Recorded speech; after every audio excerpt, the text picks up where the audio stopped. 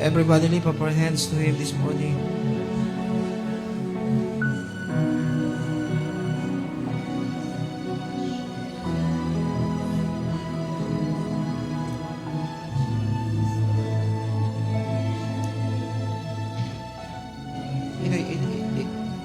It will come about after this that I will pour out my Spirit on all mankind, and your sons and daughters will prophesy.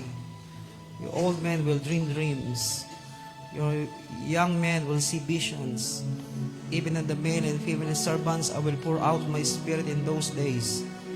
I will display wonders in the sky and on the earth, blood, fire, and columns of smokes. The sun will turn into darkness and the moon into blood before the great and awesome day of the Lord comes. And it will come about that whoever calls upon the name of the Lord will be delivered. For on Mount Zion and in Jerusalem, as the Lord has said, even among the survivors whom the Lord calls.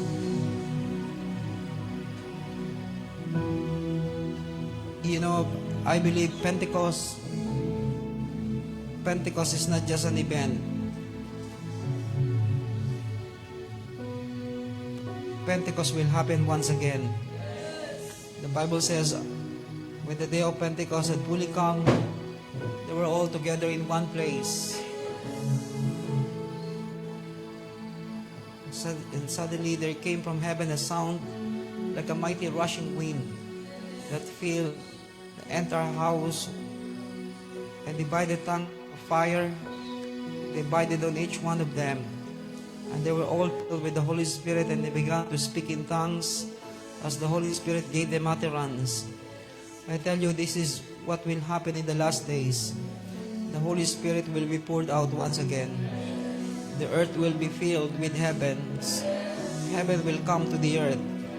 Heaven will manifest into the earth like a violent rushing wind. It will not be a gentle wind, but it will be a violent rushing wind. So that every works of the enemy will be destroyed. All the works of the enemy will come to an end, because the Holy Spirit will come violently. I said He will come violently against the works of the enemy. And there appeared to them tongues as of fire, distributing themselves, and each one of them. I tell you, the Holy Spirit will no longer come and go, but He will choose to dwell. He will choose to stay. He will choose to make His home our hearts, our lives, our body, because we are the temple of the Holy Ghost. And they were all filled with the Holy Spirit to speak with other tongues as the Spirit was giving them utterance. I tell you, God will give us a word. I said God will give us a word that will shake the city. God will give us a word to change the lives of the people.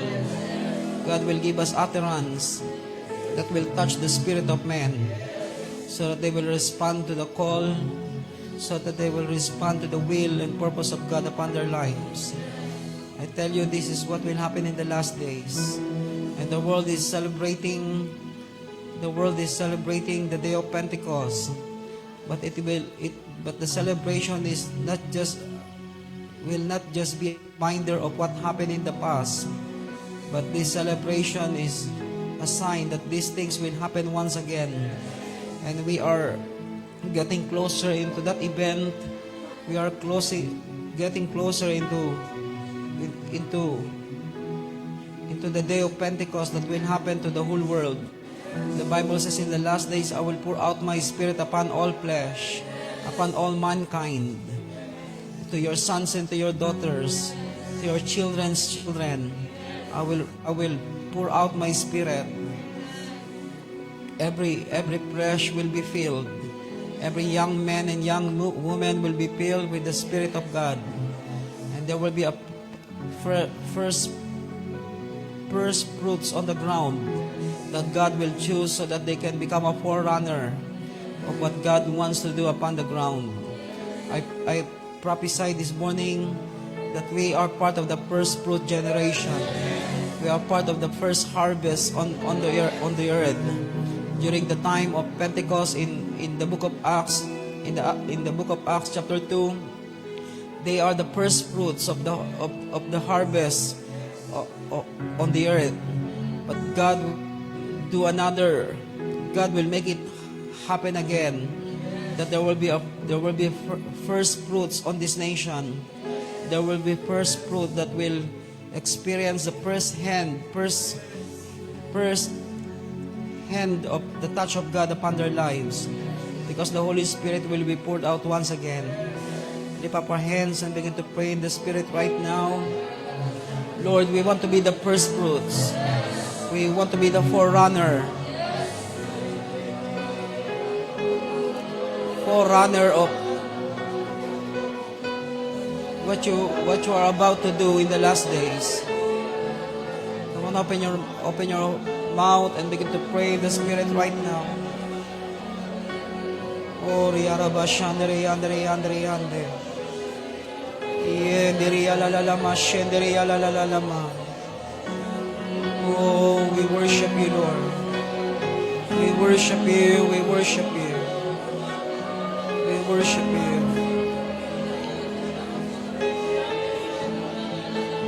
You know, Peter said in Acts chapter 2, this is what prophesied by the prophet Joel, that in the last days I will pour out my Spirit. I tell you, the day is coming that the prophetic word will come to pass. Every word that God promised to us will happen right before our eyes. And we will begin to say, this is what God promised. This is what God prophesied through His servant, through His man. I tell you, every prophetic word will come into fulfillment. Not many days from now, so many promises of God into your life will come to pass. God will not make any delay of it. God will not postpone it. The devil will not stop it. Because whatever He said, it will not return to Him void. I said it will not return to Him void. Surely it will bring forth the harvest into all that He had said. Into all that He had said into our lives. Lord, we thank you right now that we know you are true to what you have promised. I said He is true to what He had promised to us. He is faithful to what He had promised to each one of us. Oh God, we thank you for your kindness, to your goodness, and to your everlasting love to each one of us. We thank you and we bless you. In Jesus' name we pray. Amen. Amen. Amen. Please be seated this morning.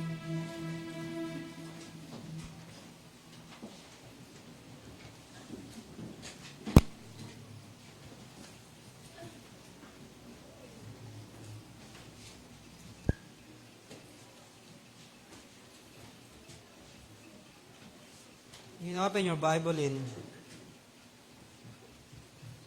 Acts chapter 2.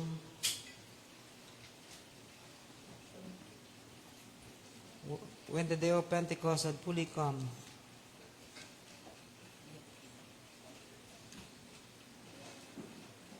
do you believe God appointed a day for each one of us? I said God appointed a day. Amen. Meaning there's an appointed time that God will begin to move in our lives. Amen. And that appointed time has come into fullness into our life. Amen. We are not the one waiting for Him, because He is always ready. But He is the one waiting for us. Amen. But there's always a timetable in God. There's always a fixed time that He will move, regardless of the state of our life, regardless of what is happening, regardless of what the devil is doing. What is fixed is fixed. I said what is fixed is fixed. Amen. In the book of Leviticus chapter 23, let's talk about the first Pentecost. What really Pentecost is all about.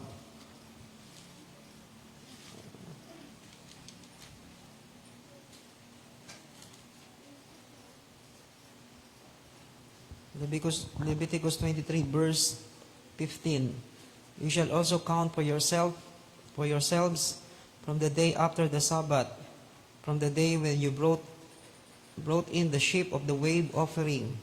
There shall be 7 complete Sabbaths, meaning 7 times 7.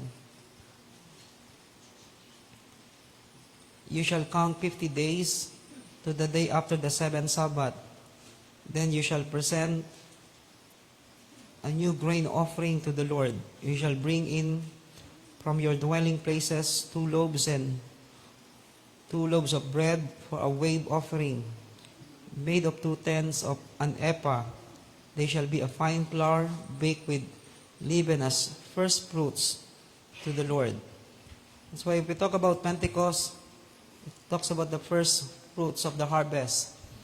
Amen. I said it's about the first fruits of the harvest. Amen. You know, some Christians, they practice it. Every year they gave their first fruits, meaning all that they have produced for the whole year. Hello, they practice it.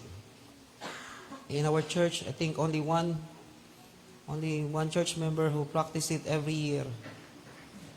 I'm not saying do it, but it's up to you how you believe what the Bible is saying. Now you are looking down.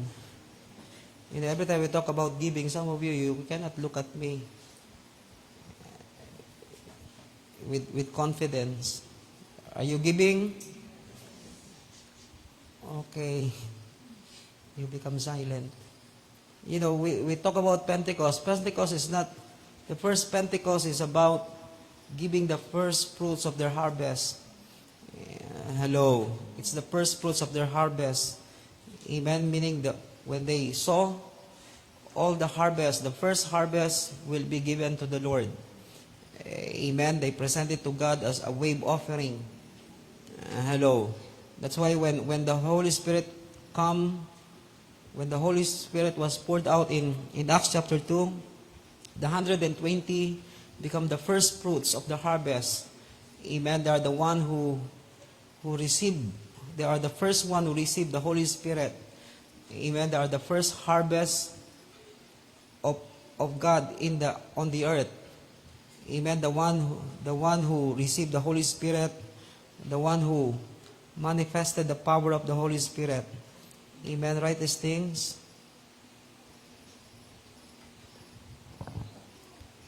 About the day of Pentecost. You know, imagine. That's why I believe if you are really saved, are we saved? It will,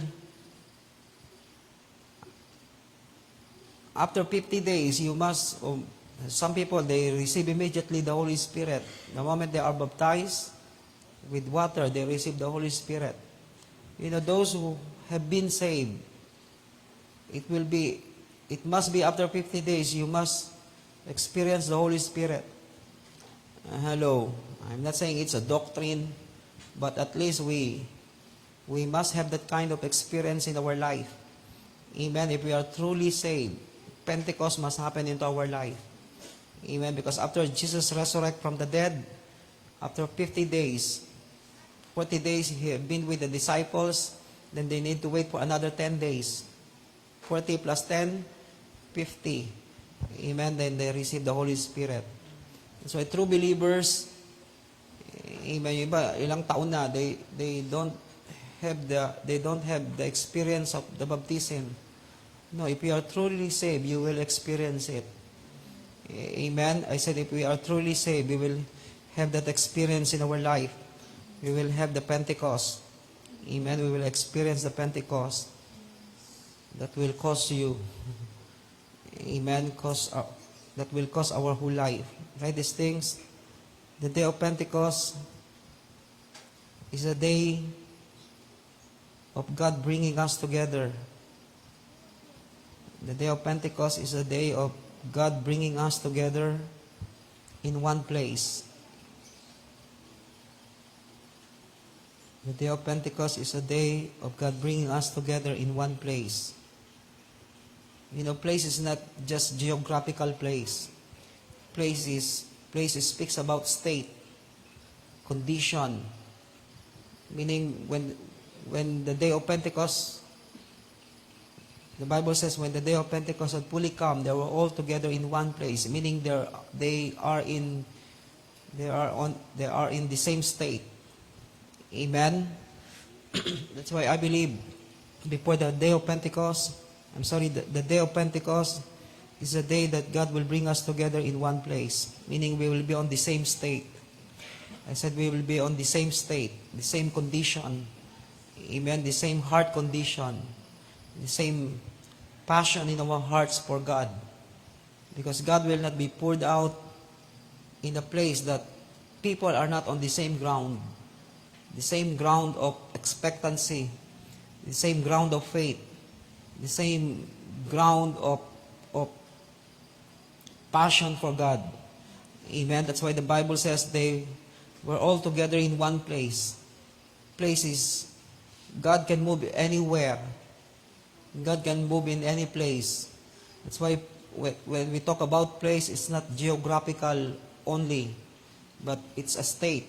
It's a condition of the heart. It's the state of our relationship with Him. How we come into a place that all of us are on the same place, the same state of love for Him, the same passion for Him, the same depth of desire to have an encounter with Him, then the Holy Spirit will come.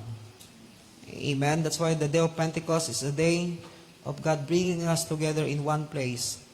Amen. So that we become the forerunner. So that we become the forerunner of what God wants to do on the ground. So that we become the forerunner of what God wants to do on the ground.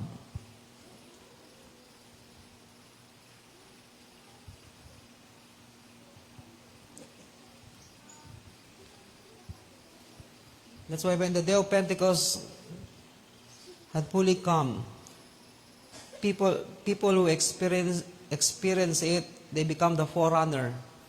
Amen. They become the pioneer of what God wants to do. Amen. Why? Because they become God's instrument, so that everything that God wants to accomplish on the ground will be done through them.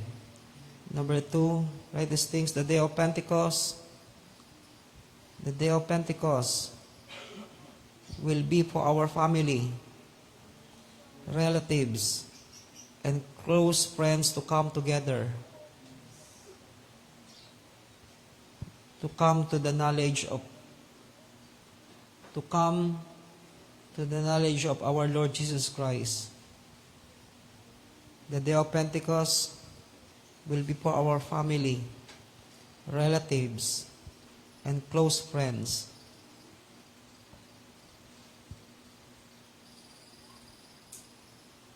To come together to know the knowledge of our Lord Jesus Christ.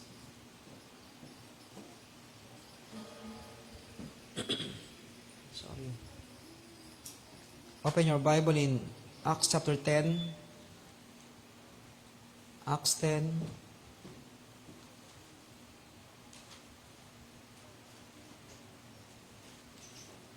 Are you expecting Pentecost? You know, Pentecost is not only for the church. It's also for the family. Acts chapter 10, verse 24. On the following day, he entered Caesarea. Now Cornelius was waiting for them and had called together his relatives and close friends. And when Peter entered, Cornelius met him and fell at his feet and worshipped him. But Peter raised him up, saying, "Stand up, I too am just a man." And he talked with him. He entered and found many people assembled. And he said to them, "You yourselves know how unlawful it is for a man who is a Jew to associate with a foreigner or to visit him. And yet God had shown me that I should not call any man unholy or unclean." That's why there's no impartiality in God. That is why I came without even raising any objection. But the truth is, you object God. Hello. Sometimes we are shy to tell the truth. That is why I came without even raising any objection when I was sent for. So I asked, "For what reason you have sent me? You sent for me?" Cornelius said, 4 days ago. Okay, let's jump. In verse 34, opening his mouth, Peter said, "I most certainly understand now that God is not one to show partiality.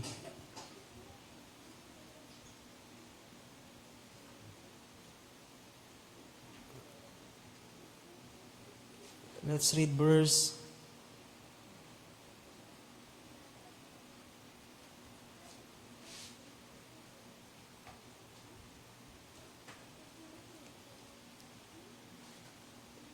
'Sorry.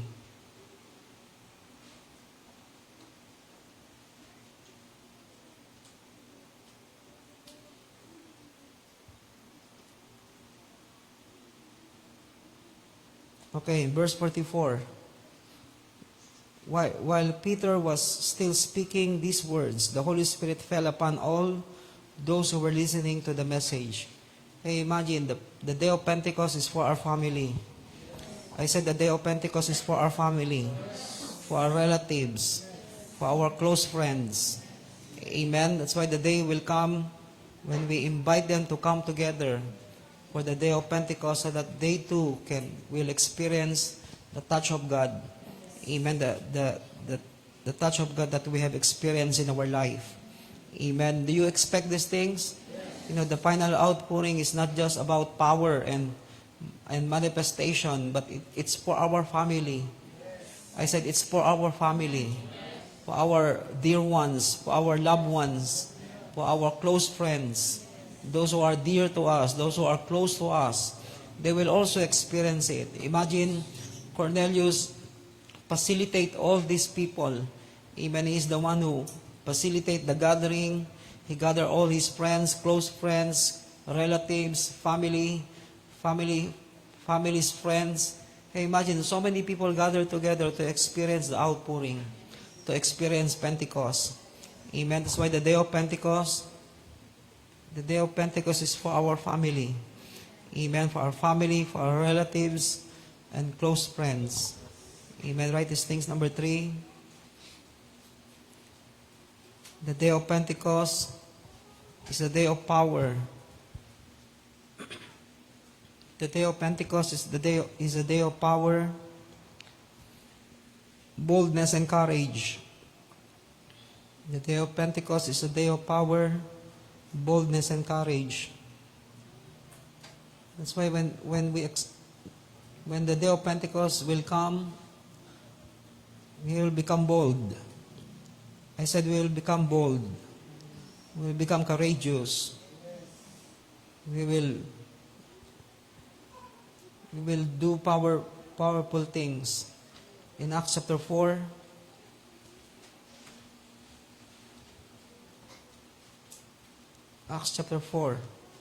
verse 31. Sometimes we focus on Acts chapter 2 about Pentecost. But so many Pentecost happen. Amen. But chapter 2 is the beginning of many outpouring that will happen in the last days. Hello, it will continue on and on. I said it will continue on and on. Chapter 4, verse 31.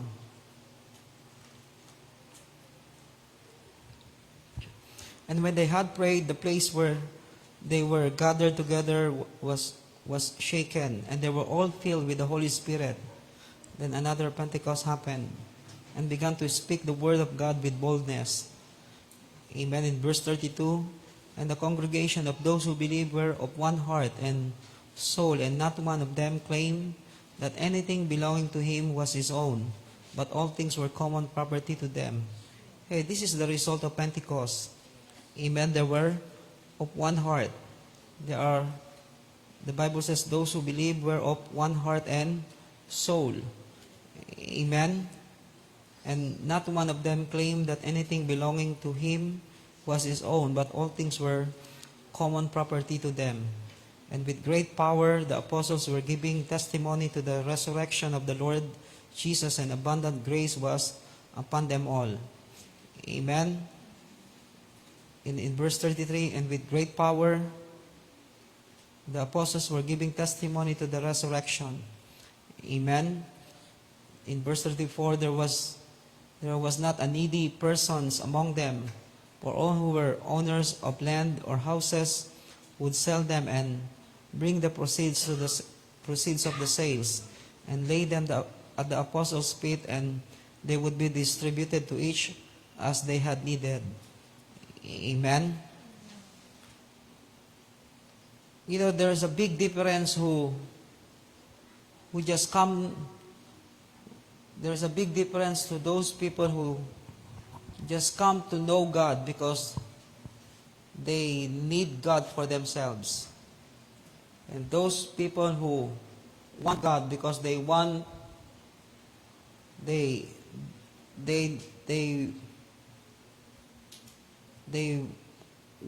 to fulfill what God wants for them. Hello. We don't know how many percent in every churches they want God because they want to fulfill their dreams. And how many percent of people inside the church, they want God because they want to fulfill what God wants for them. Hello. Like, of course, all of us, you know, God will not take away things that will make you happy. It's a wrong perception. Hello. Hindi. Pero ibang tao, inisip nila, pagka na-born again ka, alisan ka ng Diyos ng kaligayahan mo. No, it's not true. Parang yun ang nasa isip nyo. Hello. Maybe some religion, but not God. He wants us to become happy. Amen. But happiness can be found in doing His will. And in doing His purpose upon our life. You know, the problem is when people only uses God for their own gain and benefits. Hello. Amen. That's why look at the church today. Still, they are going nowhere. Because not everybody is on that state of coming to God, not because they want God to help them. To help them of what? Hello. We don't bring God into our self so that He can help us. Hello. And the misconception of, I want God to help me. No, we need God so that we become part of what He wants to do. Amen? Amen. Write these things. Let's go to Acts chapter 2. The Bible says, when the day of Pentecost had come, write these things, there is a fixed day. There is a fixed day. Meaning there is a day that God ordained for each one of us. Amen? The devil cannot change it. I said the devil cannot change it. The devil cannot stop what God wants to do on that appointed time, on that appointed day. There is a day that God fixed to move in each one of us. Amen? Regardless of our state, regardless of what is happening around us, that day is already fixed by God. Amen? And you must anticipate it in your life that one day God will move into your life.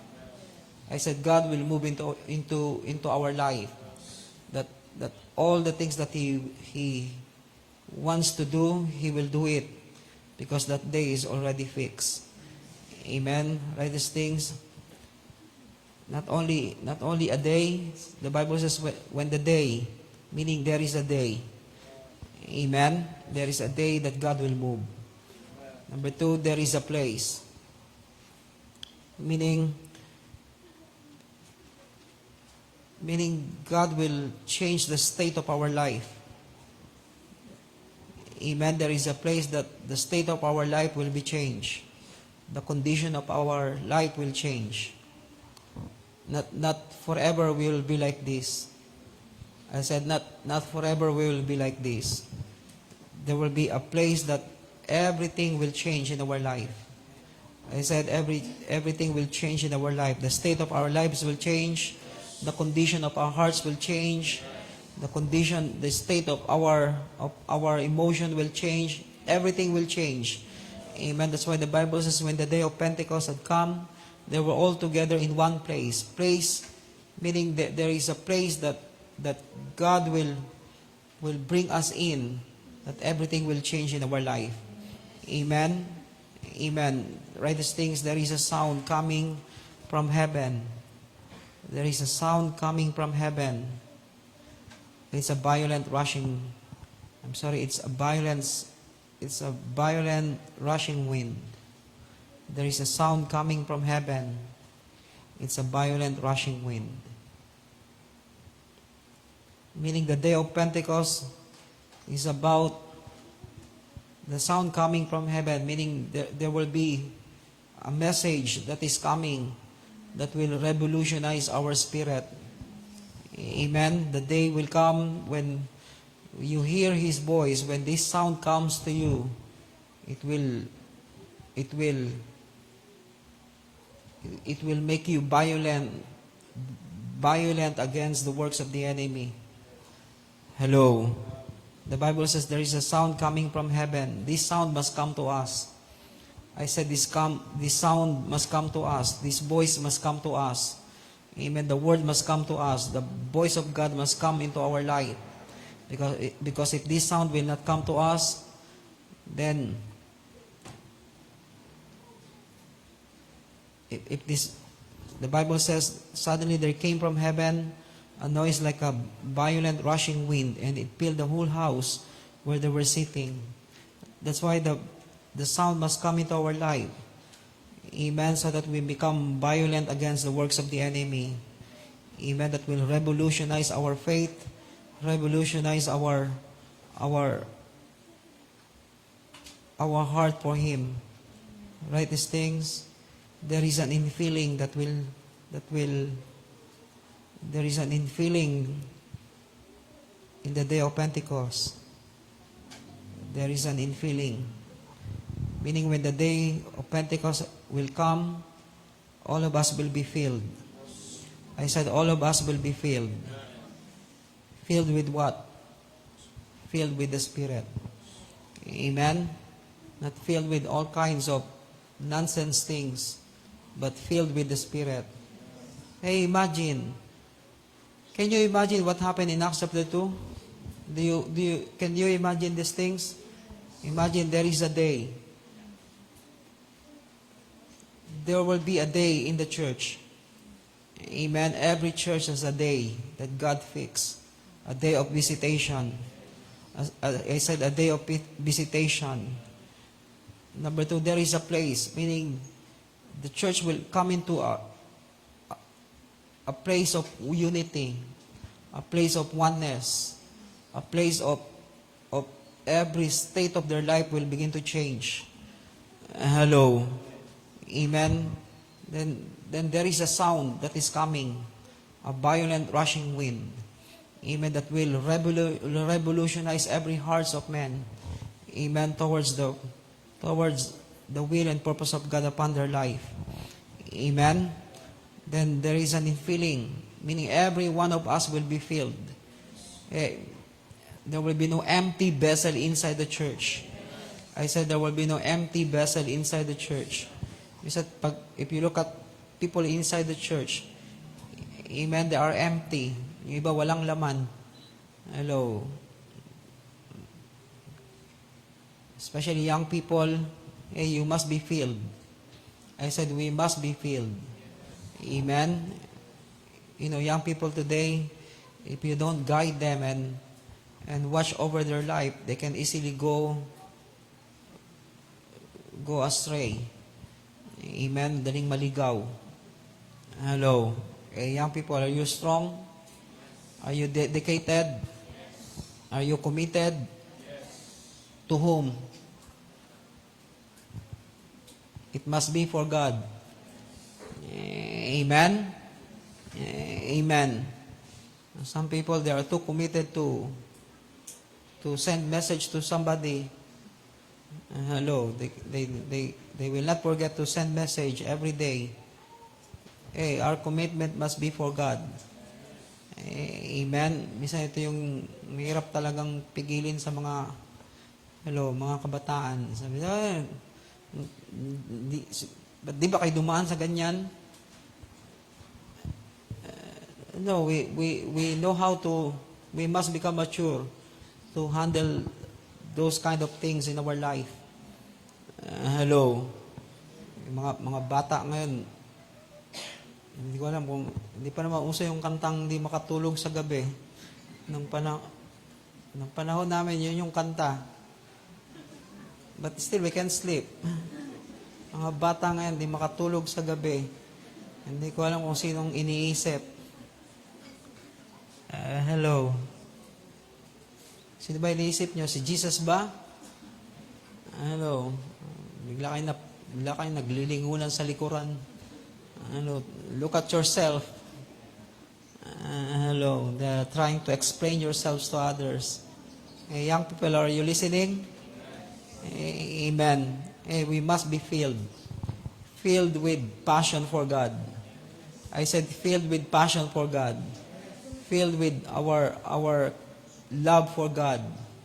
Not filling ourselves with all kinds of things that we have seen in the world. Hello. So, nakikita sa labas, yun ang ginagaya. Hello. Especially, pasukan na naman. Amen. Mga bata, unang-una nilang hanapin, hindi yung classroom nila, yung crush nila. Saan kayang room siya ngayon? Ba't di pa nga nakakatapos mag-aral kung ano nang nasa isip? Hello. I tell you, young people, don't hide things to your leaders. Amen? Bagay, hindi rin naman kayo makakapagtago rito. Maraming chismosa at saka chismoso dito. Hindi nyo alam, chinichismis kayo agad. Hello, mapabata, mapamatanda, chismosa. Hindi, joke lang. Sorry. Ha? Sometimes it's good, sometimes it's bad. There's a good effect and bad effect of it. Sometimes there's a good effect, at least we know, because we're not God. We don't know anything. We don't know everything. Hello. But thank God to those who are informers. They are not only prophets, but they are also informers. I tell you, you must know how to submit your life. Especially young people, submit your lives to your leaders. If you feel something, tell your leaders first. Hello. Don't let somebody tell your situation by somebody. Hello. Yung iba, malalaman pa sa iba. Hello.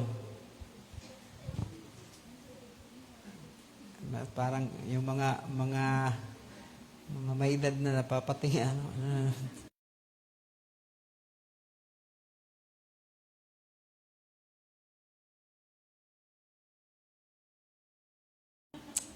study. And I tell you, we're up after about your future. Hey, we have seen enough in this life. Maybe we are not very old, but at least we have seen so many things that when people choose the wrong ones, they stuck in their, they cannot continue anymore, or it will become very hard for them to reach their destiny. You know, it is only because of God's grace in our life, God's mercy. Amen. You know, God, nobody can stop God from fulfilling what He wants to fulfill in our life. But it will be more better for us to be always on the right track, rather than God always rescue you and bail you out. Hindi naman nauubusan ng Diyos ng pangpiyansa. Pero nakakahiya naman na tuwing laging may pupunta, sa kulungan ka, piyansahan ka. Hello? Ba't pumunta siya sa kulungan? Hindi, may binisita lang. Mauna ka na lumabas. Panghuli na ako. Hello? Hey, I tell you, this is important. Amen? That's why the day of Pentecost is the day of infilling. Amen? That all of us will be filled with the Holy Spirit. Not filled of nonsense things, but filled with the Spirit of God. You know, the very reason why He go up to heaven and presented Himself to God. I'm talking about our Lord Jesus Christ, so that the promise will be released by the Father to us, the Holy Spirit. That is the promise. Amen? So that the Holy Spirit will have a dwelling place on the earth. And that is the church. Amen? That's why there is an infilling. Amen? Write these things. The day of Pentecost is a day that the house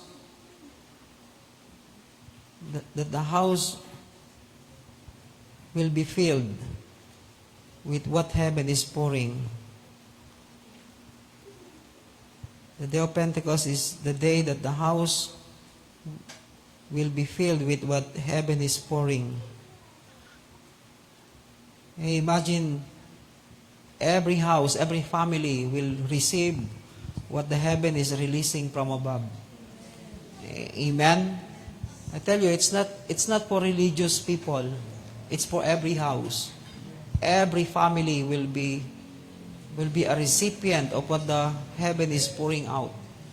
Amen? That's why I tell you, revival is not just about miracles, signs, and wonders. Revival is when we see every family, every state of family are being changed. Even as every aspect of our lives are changed by God. That's why the Bible says, and suddenly there came from heaven a sound, a noise like a violent rushing wind, and it filled the whole house where they were sitting. Imagine the house is filled with what heaven is pouring. Amen? Write these things. There is a tongues as of fire distributed to all of them.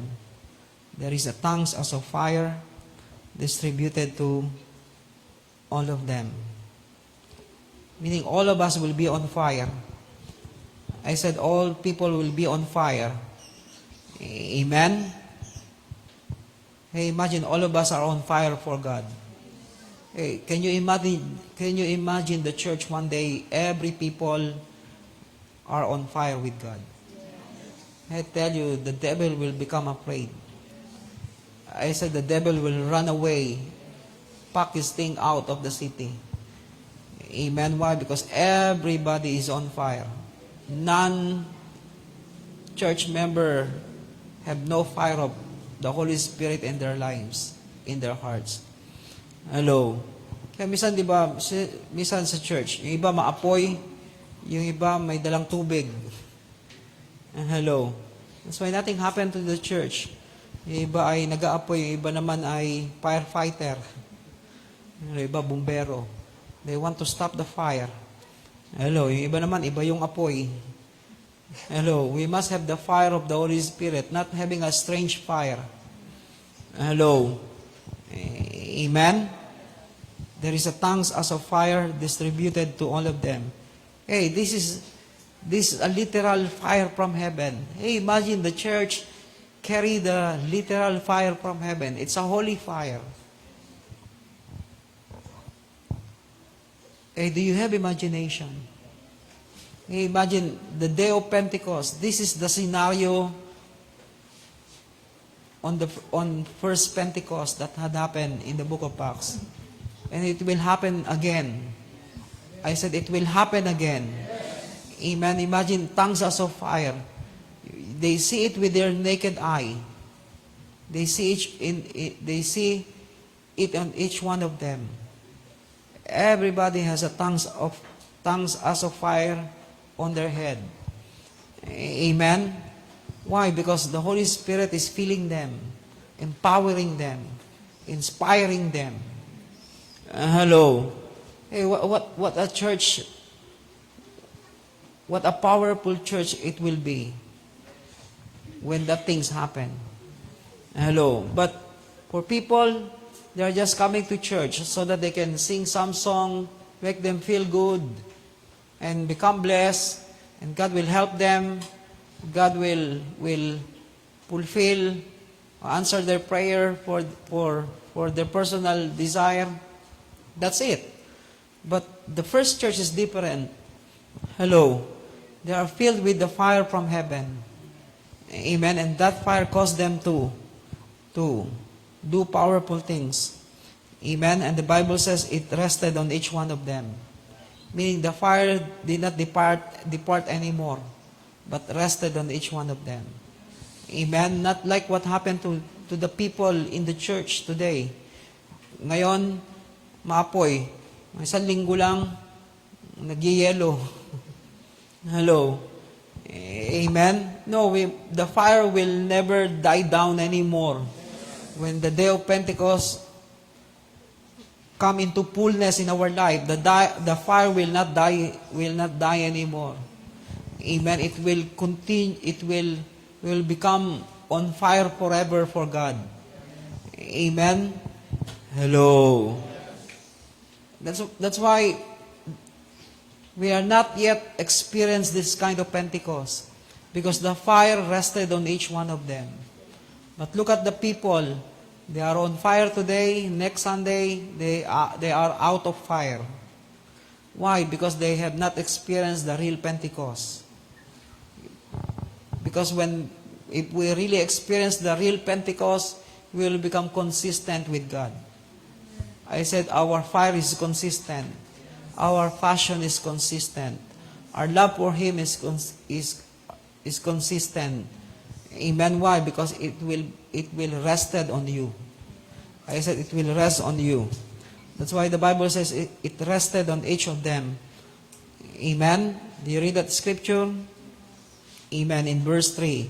And there appeared to them tongues as of fire distributing themselves, and they rested on each one of them. Amen. Hello. Literally, they see the fire. Maybe the people outside, they don't see the fire, but the fire rested on each one of them. Amen. That's why they are on fire for God. Nobody go backsliding anymore.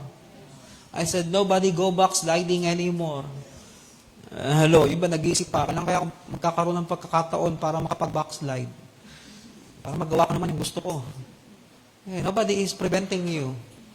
Hello, you can go if you want. But the day will come when the fire rested on each one of us, nobody will be looking back anymore. Amen. Do you read the story of the song? I have decided to follow Jesus. Do you read the story? How that song composed? Amen. We just sing the song, but they pay the price for that song to be written. Hello. They pay it with their own blood. Amen. Imagine yung anak mo patayin sa harapan mo pag hindi mo deny si Jesus.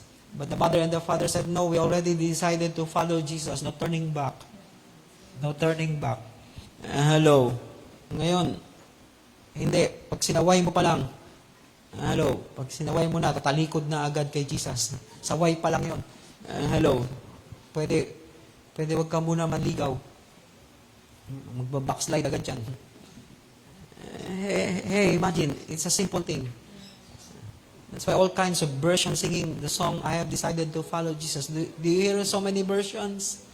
A modern version. Parang iba, hindi ko alam kung ano pinapakinggan yung kanta. Iba, di ba? Marami ng version ng I have decided to follow Jesus. Hello. But the message must become clear to us. It's not just about the new sound, but the new meaning, but the real meaning of it must be in our life. It's the thing that we need to understand. Amen? The Bible says it rested on each one of them. Amen? That's why the Holy Spirit must have a place of resting. A place of rest in our life. Amen? Nakakapagpahinga ba yung Diyos sa atin? O lagi siyang busy? Hello? Sabihan tayo, sabihin tayo. Hello? Hello? May kapahingaan ba ang Diyos sa atin? Parang pakunti na lang, pakunti yung sumasagot sa akin. May tao pa ba rito? Tao po. Hey, nakakapagpahinga ba ang Diyos sa atin? You know,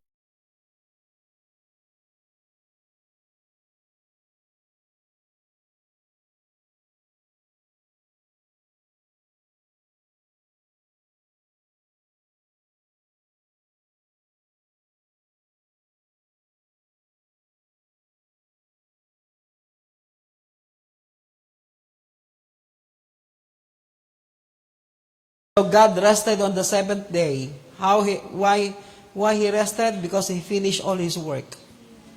Amen. Pag natapos ang Diyos sa atin, hello, meaning He completed His work in our life, then He will find rest in us.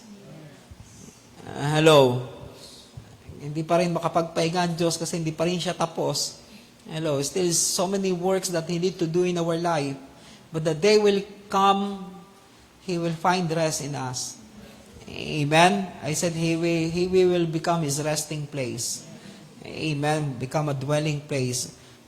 Titira ka na lang yung tira ka sa bahay, hindi ka naman pala makapagpahinga kasi daming ligpitin. Hello? No, God is looking for a resting place.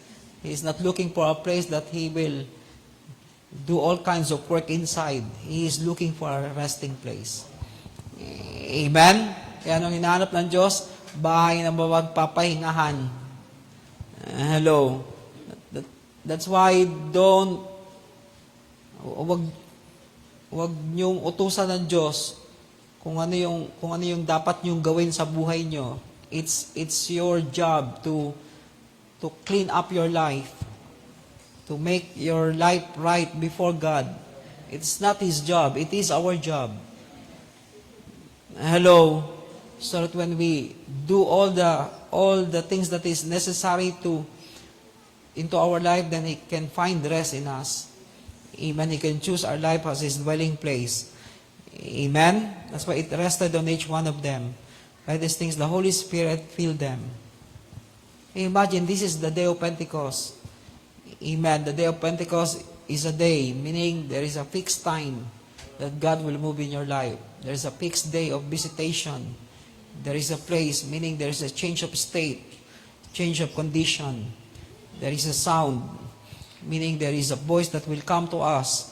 Amen. That will stir up our spirit, that will revolutionize our faith, revolutionize our relationship with Him.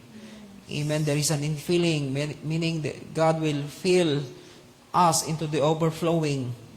Amen. And the day of Pentecost, meaning there is a house, the house will be filled with what heaven is pouring out. Amen. There is a tongues as of fire. that is distributed to all of them, and it rested on each one of them. The Holy Spirit filled them. Hey, imagine the day of Pentecost is the Holy Spirit filling every man. Hello. Hello. Maybe the way I deliver it is not, it sounds like not exciting to you, but our spirit must become excited about the day the Holy Spirit will release to us everything that we need to receive from Him. Amen. Hey, imagine, God instituted family. He's the one who instituted government.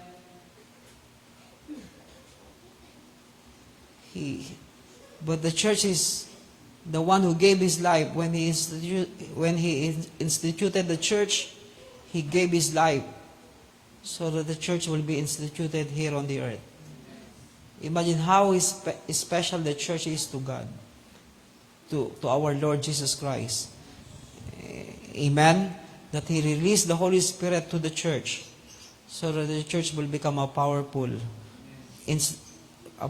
institution on the earth. Amen? The Holy Spirit filled them. By these things, the Holy Spirit gave them utterance. The Holy Spirit gave them utterance, meaning God gave them a message. Amen? God gave them a message to the world, a message to the people, a message to the city, a message to the nation. This is Pentecost. We are talking about Pentecost. When Pentecost happened to the church, we will have a message to the city. We will have a message to the nation. We will have a message to a certain group of people that they will be touched by God because of that message. They will be changed by God because of that message. Amen. The Bible says, write these things, this sound gathered the people. This sound gathered the people. The Bible says in verse, when they heard the sound, they come together. In verse 6, and when the sound occurred, the crowd came together. Now imagine, the sound that is coming to the church will be a sound that will gather the people. Hello. That's why it will not be very hard for us to evangelize in the coming days. Because when they will begin to hear the sound, they will come to know what that sound is all about. Amen? Hello. Hey, do you believe these things? The church is so powerful that when that sound came, people come together to know what that sound is all about. Amen? That's why this sound will gather the people. Write these things in verse 14. But Peter, taking his stand with the 11, raised his voice and declared to them, men of Judea and all who live in Jerusalem, let this be known to you, and give heed to my words. For these men are not drunk as you suppose, for it is only the 3rd hour of the day. But this is what was spoken through the prophet Joel. That's why the day of Pentecost is the fulfillment of the prophetic word. The day of Pentecost is the day of the fulfillment of the prophetic word.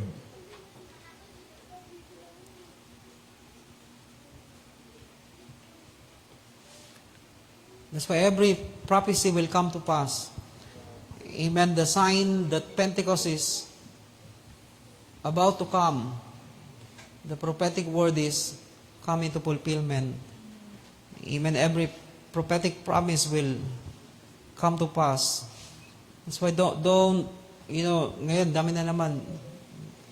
I don't know who prophesy it. That's why don't believe everything on Facebook. Amen. They said the big one will happen this coming July. Hello. Sabi ni Iship, pwede lang di na mag-enroll. Hello. I tell you, surely there will be shaking everywhere. Hello. But that's not the end of the world. It's just the beginning of a birth pangs. Meaning it's only a sign that something will be birthed on the earth because of that shaking. Hello. Something new will happen. Hello, I said something new will happen. Something powerful will manifest. That's why we are not afraid of those things. We are not part of it. We are not part of the shaking. Hello, even shaking will happen. We will not be shaken. I said we will not be shaken. Amen. Sometimes you will just heard earthquake happens there. Do you feel the earthquake? We don't know that there is an earthquake because we are standing on the solid ground. We are on the solid foundation. Hello. Iba, halos taranta na, may earthquake. Meron ba? Tulog kami. Hello. I tell you, in the midst of storm, we will have peace in our heart. I said we will have peace in our heart.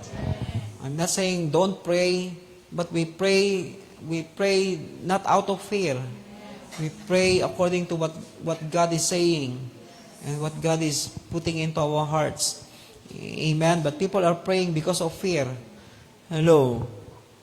Hey, don't pray because you fear. Pray because you know this is the thing that God wants you to pray with. Amen. Pray for.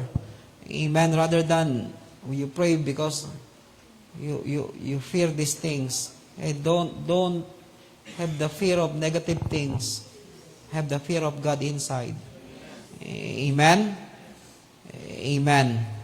That's why the Bible says the day of Pentecost is the day that the prophetic promise will come into fulfillment. Amen. Write these things. The day of Pentecost is about Jesus the man who died on the cross for our sins. The day of Pentecost is about Jesus the man who died on the cross for our sins. You know, that's the sign that what He did on the cross really takes an effect. Hello, paano natin nalaman na talaga yung pagkamatay niya sa krus, meron talagang epekto o meron talagang resulta? Because the Holy Spirit was poured out. Hello. That's why the question, how do we know that Jesus really arrived in heaven? Paano tayo nakakasiguro talaga nakarating si Jesus sa langit? Baka kung saan lang siya napunta.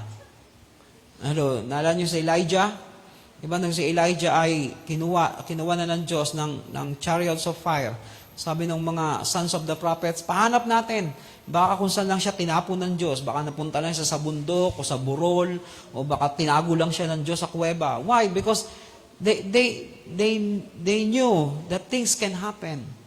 Hello, kasi si Elijah bigla na lang nawawala, bigla magpapakita, bigla mamaya sabihin ng Diyos sa mga sons of the prophets, nandun si Elijah, punta niyo sa bundok. Nandun siya sa kuweba, sa Horeb. Nandun siya sa bundok ng Horeb. Inisip ng mga tao, baka nandun lang nga siya. But the truth that he really was taken up to heaven is the mantle that is being left to Elisha. Hello. That's why the sign that Jesus really arrived in heaven because the Holy Spirit was poured out to the church, to each one of us. Amen? Hey, are you listening? In verse chapter 2, in verse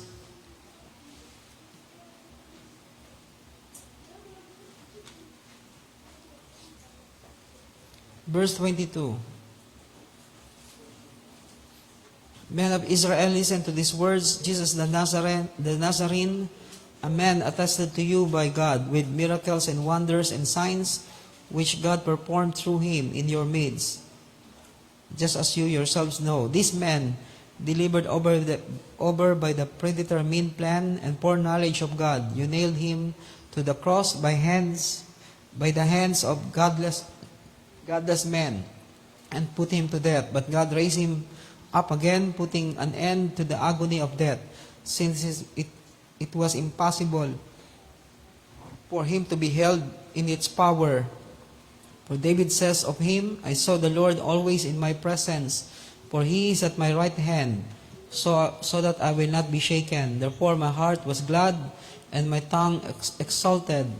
Moreover, my flesh also will live in hope, because you will not abandon my soul to Hades, nor allow your holy ones to undergo decay. You have made known to me the ways of life. You will make me full of gladness with your presence. Amen. So the day of Pentecost is about the man Jesus. Amen. There will be no Pentecost without him dying on the cross, paying for our sins. Amen. Write these things. The day of Pentecost, it's about he who rose from the dead. Amen. It's about Jesus rose from the dead. Because it cannot hold him. Death cannot hold him. That's why the power of resurrection. Even the day of Pentecost, the power of resurrection will manifest in every lives of men. Meaning death will have no power anymore. I said death will have no power anymore. The power of death is in sin. Meaning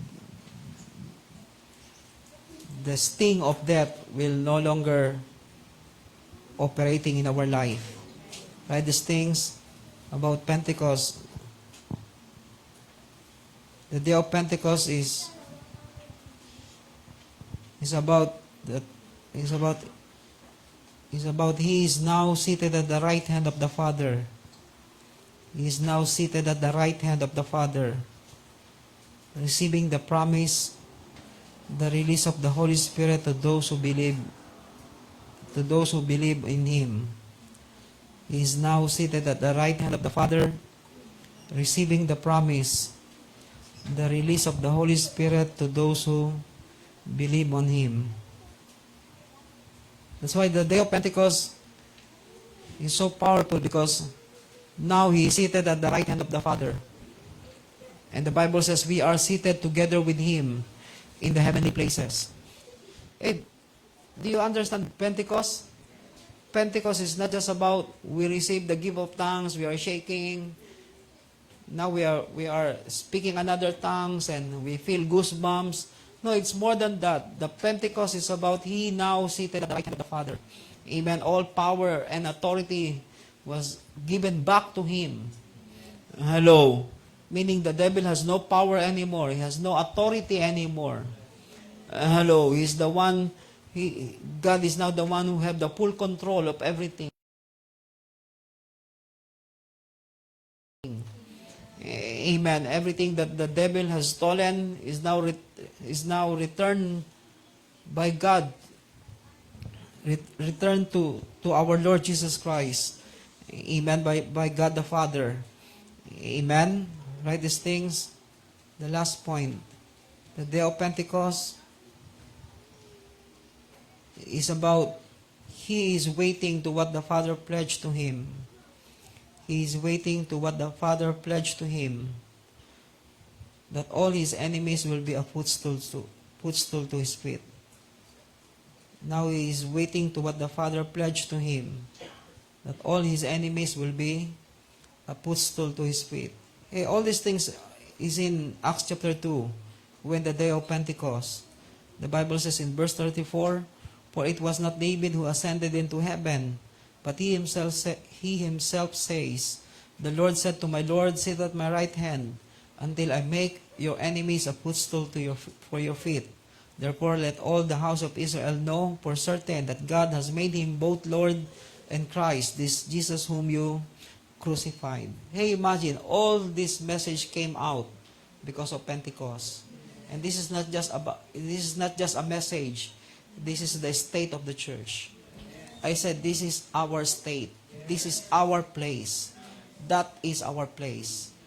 I said, that is our place. That is our state. That is our condition as a church. That we are seated together with him in the heavenly places, power above all principalities and power. And He is waiting for the pledge to be fulfilled, the promise to be fulfilled, that all His enemies will become a footstool to His feet. Hey, imagine, the Pentecost is about making all the enemies of our Lord Jesus Christ to become a footstool to His feet. Amen? That's why people are waiting for Pentecost. Pentecost, for them, it's about revival. Revival, that healing will take place everywhere. People will gather together in the stadium and crying out. And no, it's more than that. I said it's more than that. The totality of the message of Pentecost is about the pledge of the Father to the Son to sit at my right hand until I make all your enemies become a footstool to your feet. That's why when Pentecost, the final outpouring that we always heard, when Pentecost happened again in the church, this is what we will see. The enemy of our Lord Jesus Christ will be under His feet. Amen? Meaning all the works of the enemy will have no power anymore. Amen? We will shut down all his operation here on the earth. That's why when He poured out the Holy Spirit, He poured out to the church. Not just to individual men, but to the church. Why? Because the church is the spiritual picture of God's kingdom here on the earth. You know, there's so many misconceptions about those things. You know, people wants to take the domain without the church. No, we cannot operate on the domain apart from the church, because the church is the vehicle of God so that we can take dominion in every domain. Hello. But some people, they detach themselves from the church, hoping that they can survive in Babylon. No, you cannot survive in Babylon. You cannot survive in the world if you are not operating from the church, through the church. Because the church is the spiritual kingdom of God here on the earth. Amen? There's no other institution that God instituted on the earth aside from the church to make all the kingdoms of this world to become the kingdom of our Lord and of His Christ forever. It is only through the church. Amen? That's why the day of Pentecost will happen once again in the church. And we are looking forward for it. Amen. The Bible says, suddenly they came from heaven, a sound like a mighty rushing wind. Suddenly, it's not something that suddenly happened, because people are expecting it. Amen. They are not shocked.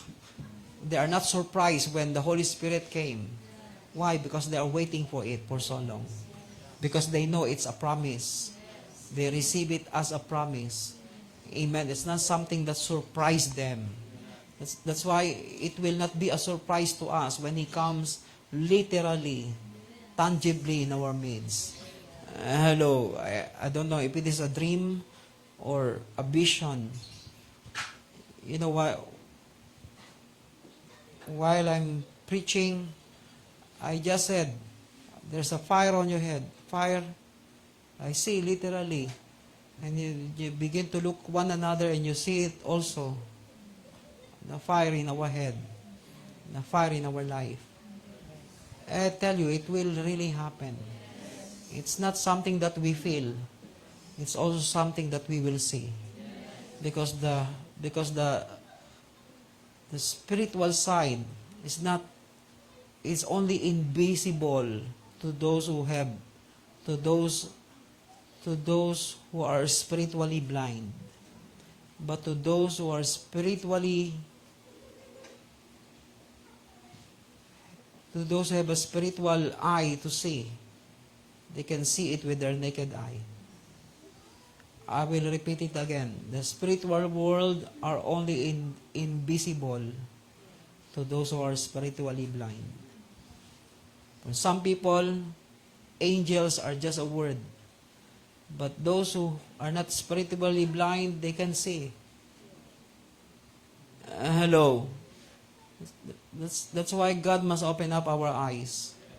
I don't know if it is a vision or what, but I see myself in that way. Just pointing my finger to some people, and suddenly fire appeared on their head. Because it's already there. It's only because we don't expect it and we don't look for it. Do you believe these things will happen? Yes. Literally, we will see. Because we are not spiritually blind. Only when you are spiritually blind, you will not see the spiritual dimension. But if your eyes are open, if your spiritual eyes is open, you can see. I said you can see. You can sense, people smell, people touch. Hello, people feel. Hey, some people, they smell the smell of demons. I know some people, amoy yung bornal. Hindi, iba di lang naligo. Iba di lang nag-toothbrush. I'm sorry. I tell you, it's true. It's literal. They smell. Hello. But not all bad smell are devil. Hello. Hey, sometimes you can... Why? In heaven, you can smell too. Hello. Everything, every faculty of our life are still intact. Hello. Okay. Ano bang mababawas sa atin pag nasa langit tayo? The only thing that will be removed in our life when we go up to heaven is sin. Because there's no sinners in heaven. Hello, no wicked people in heaven. But every faculty of our lives are intact. Our emotion, our eyes, our sense of smell, our five senses are still there. Hello, even your appetite for the food are still there. Don't worry about it. Hello, every faculty of our life are still intact. The only thing that is removed is sin. And all the wickedness. Hello, no liars and no cheaters or whatsoever that is wicked will be in heaven. Amen? But everything is intact. Hello. I said everything is intact. Amen? So I believe the day will come, the church will have this kind of experience. Hey, we can see. I said we can see. Amen. Your eyes will be open. And wala. Nalala ko yung kwento, di ba, ni Dr. Tunde, sabi nung isang tao, sabi niya, Lord, I want to see you. That's his prayer. Kasi tuwing lingon niya, nakikita niya si Jesus. Lord, sara mo na yung mata ko. I tell you, sometimes we pray for something that we are not prepared for. Hello, every now and then you see God. I tell you, it's a frightening scene. Hello. Especially if you are not ready for it. If you are not prepared for it. Lord, open my eyes to see. You don't know what you are saying. Because the moment your eyes is open, you begin to see things that you are not prepared to see. Hello. You will run away. Hello. Make sure when you pray for something, you are prepared for it. Hello. So I remember that story. He said, I don't know if it is his church member. He said, Lord, open my eyes. I want to see you. Every time he opened his eyes, he saw the Lord. No, he cannot become normal anymore. Hey, are you serious about these things? Hey, when it is needed, your eyes will be open. I said, when it is needed, you will see things of the Spirit. Amen. Yung iba, di naman kailangan. Gusto mo makita. Ba't gusto mo makita yung anghel? Wala namang dahilan. Wala lang. Gusto ko lang bilangin ko ilang yung feathers niya. God will open your eyes because you need it. Amen. I remember we are almost got into accident. Pastor Rick, nagda-drive na tulog. Punta na kami doon sa Pilapil. Sabi ko, Pastor, mahuhulog na tayo. but I see angel on the side of the road. I tell you, when you need it, God will open your eyes. Hello, if you don't need it, don't pray for it. It's only for you to boast and elevate yourself. No, it's not for those things. It is for you to, it is for God to help you, to make you know that He is there for you. Amen. And all the things that is needed is available for you. Amen. Let's all stand this morning. 12 pa lang. Alam ko. Pero sa relo ko, 12:30 na. Advance no ng 30 minutes. Wala pa nga 12 di ba? Minutes to 12. 9 minutes to 12. Kaya pala lagi akong maaga. Akala ko kasi alauna na. Pala maaga pa. But seriously speaking, is expecting Pentecost. But for us, Pentecost is more than manifestation. It's about executing the kingdom, executing the mandate. And the mandate is to make all the kingdoms of this world to become the kingdom of our Lord. You know, one man in Malaysia said to me, we crossed path. He said to me, you have a big role for to your nation.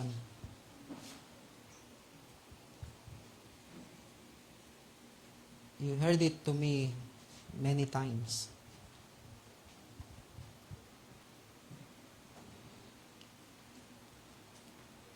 You know, we need to understand this thing. It's not me. It's us as a church. We have a vital role for this nation. Hello.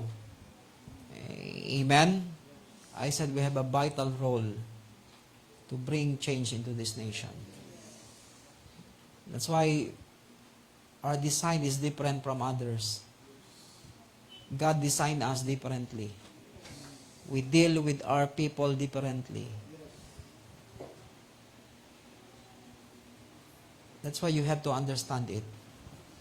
We deal with our young people differently. We deal with this kind of situation differently. In some churches, it's okay.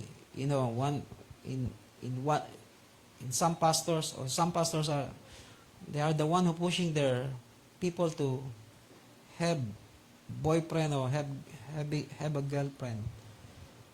They are so free. I don't want to mention name. They are so free because the leader is the one who gave them permission. Why? Because they are just a church that God will help them. One day, their lives will become better. They will become successful, having a good family and having this and that. That's the only thing that they know about being a church. But for us, is a different thing. We are a church for the nation. We are a church for the next generation.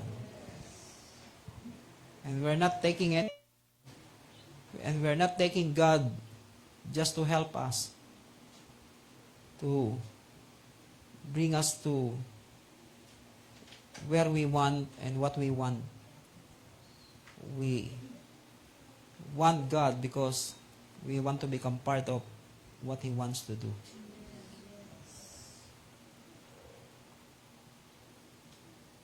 That's why God trained us in a different way.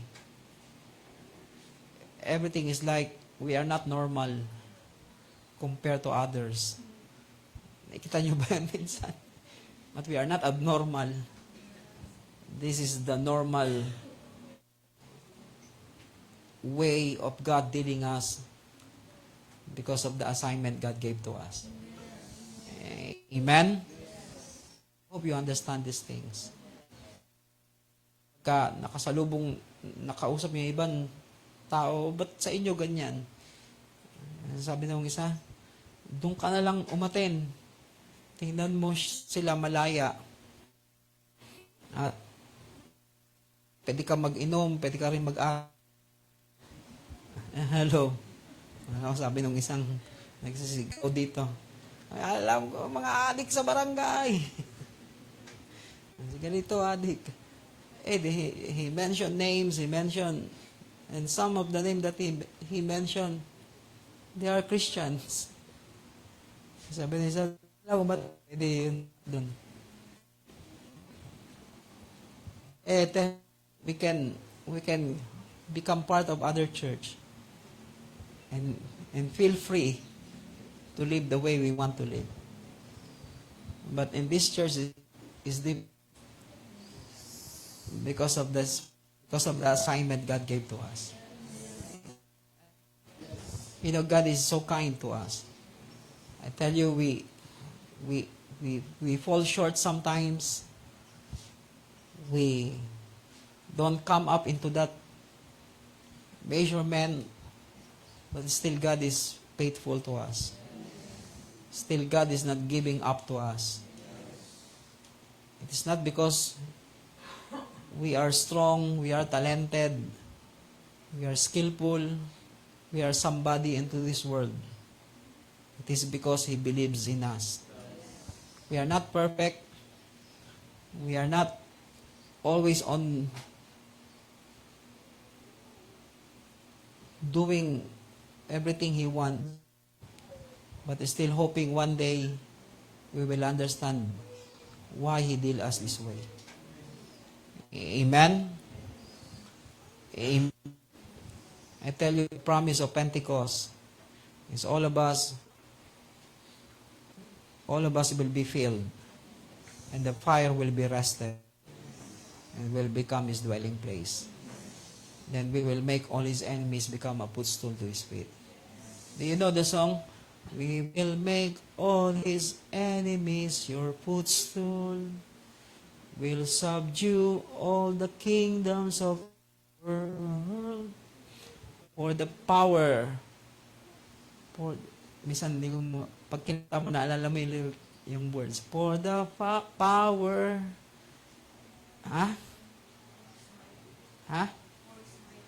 For the power works mightily within us.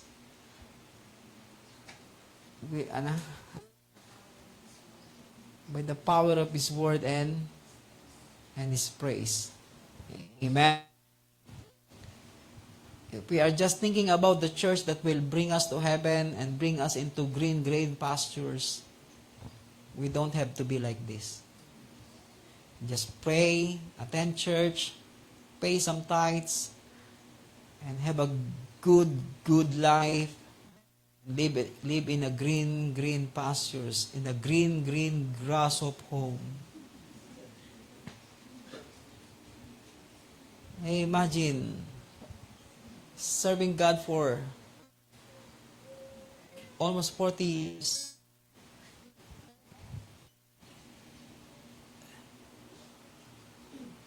If people will talk to us, do you have a house? We have a house. This is our house. We find the rest here. I tell you, it's not because we don't have plan, we don't have desire to have it. But if this is what God wants us to go, we are not complaining. For some people, they keep complaining, Lord, when you will give me this? When will I have that? Sino ba yung kausap ko kahapon? Si Mara. Fasting daw sila ng Thursday. Paalam ka, para sa bayan. I tell you, we must always choose higher purpose. I said always choose higher purpose. It's not just personal thing. Higher purpose meaning it's beyond yourself. I said beyond yourself. It's not about you. It's about somebody else. Bigger than you. Amen? Amen. Father, we thank you right now. The day of Pentecost had fully come. They were all together in one place. Lord, that will be place, will be on the same state, same condition, that our lives are, that all of us are on fire for you. Come on, this morning, open our mouth and begin to pray in the Spirit. Let us declare this afternoon that God will pour out His Spirit upon all flesh. Lord, your Spirit.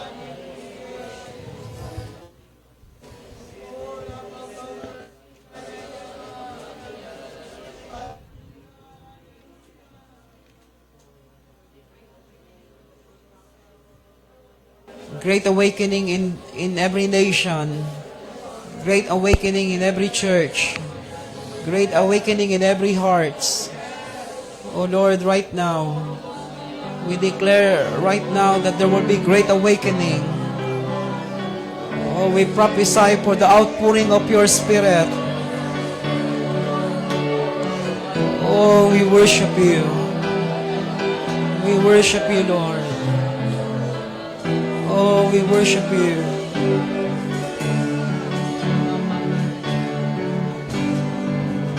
Pour out your Spirit on all the peoples of the earth.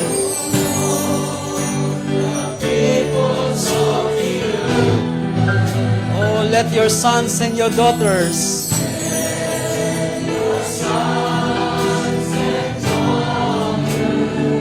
speak the words of prophecy, your words of prophecy. Oh, send us dreams and visions, as dreams and visions. Oh, reveal the secret of your heart.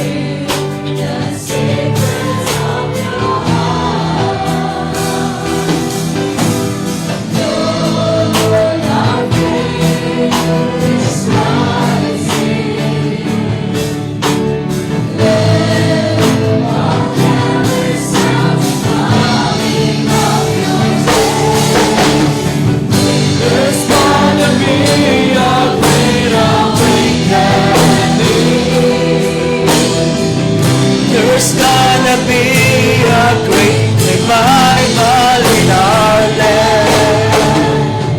There's gonna be a great awakening.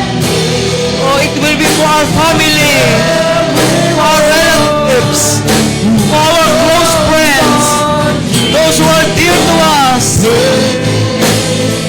Oh Lord, pour out your Spirit.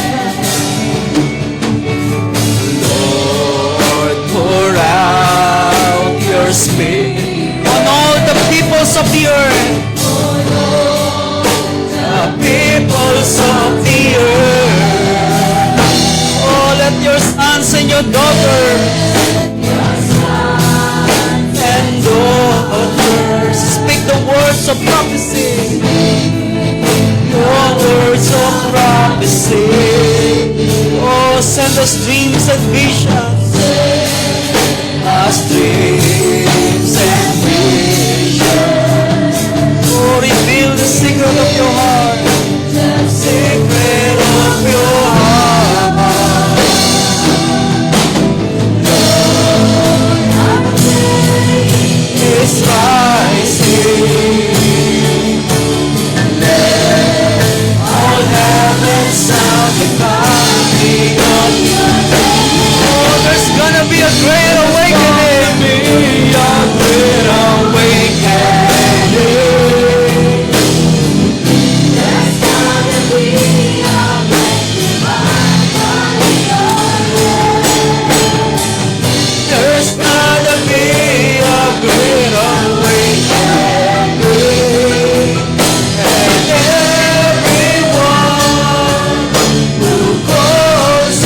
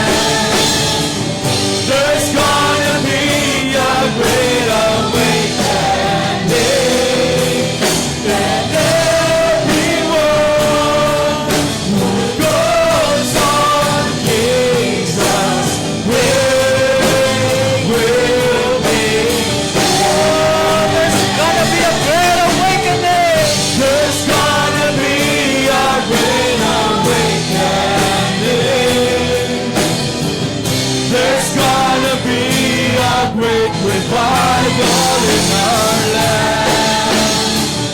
There's gonna be a great awakening.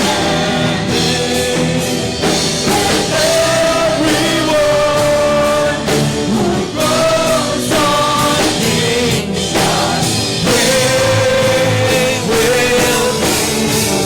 For the last time, prophesy in the Spirit right now. There's gonna be a great awakening. There's gonna be a great revival in our land. There's gonna be a great awakening. Everyone who goes on kingdom, they will be. And everyone who calls on your name. Everyone who goes on Jesus, they will be saved. And everyone. Everyone who goes on Jesus, they will be saved. And everyone. Everyone who goes on Jesus, they will be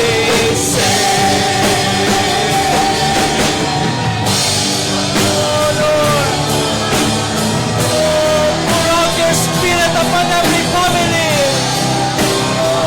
Upon our lives, upon our relatives, upon our friends.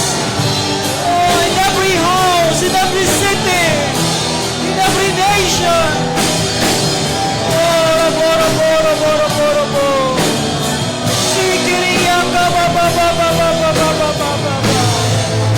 Bora, bora, bora, bora, bora, bora, bora, bora, bora. Hallelujah, hallelujah, hallelujah, hallelujah. Ora, baya, kanda, yara, bara, bara, bara, bara, bara, bara, bara, bara. Oh, we worship you. Ora, bashete, yaka, ba, ba, ba, ba, ba, ba, ba, ba, ba, ba, ba, ba. Oh, pour out your Spirit. Pour out your Spirit upon all flesh. Oh, let our sons and daughters prophesy. Let them see dreams. Let them have dreams and visions. Oh, Rabashani, Yaka, ba, ba, ba, ba, ba, ba, ba, ba, ba, ba, ba, ba. Oh, Rabara, bara, bara, bara, bara, bara, bara, bara, bara. Oh, Rabakata, yara, bara, bara, bara, bara, bara, bara, bara. Yeah, diri, yaka, ba, ba, ba, ba, ba, ba, ba, ba, ba, ba, ba, ba, ba, ba. Oh, hallelujah, hallelujah. Hallelujah, hallelujah, hallelujah. Oh, we worship you, Lord.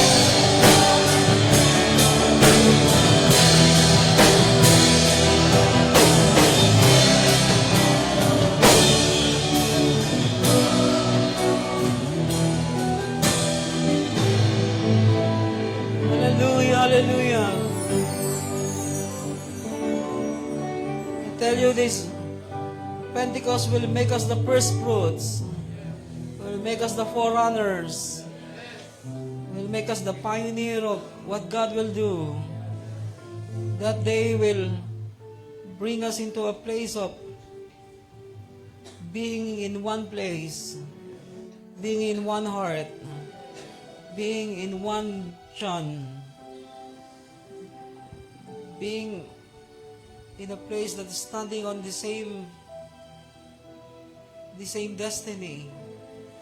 That day will be a day for our family, for our relatives, for our close friends to be saved. I tell you, our family will be saved. God will open up their eyes to come to know the Lord.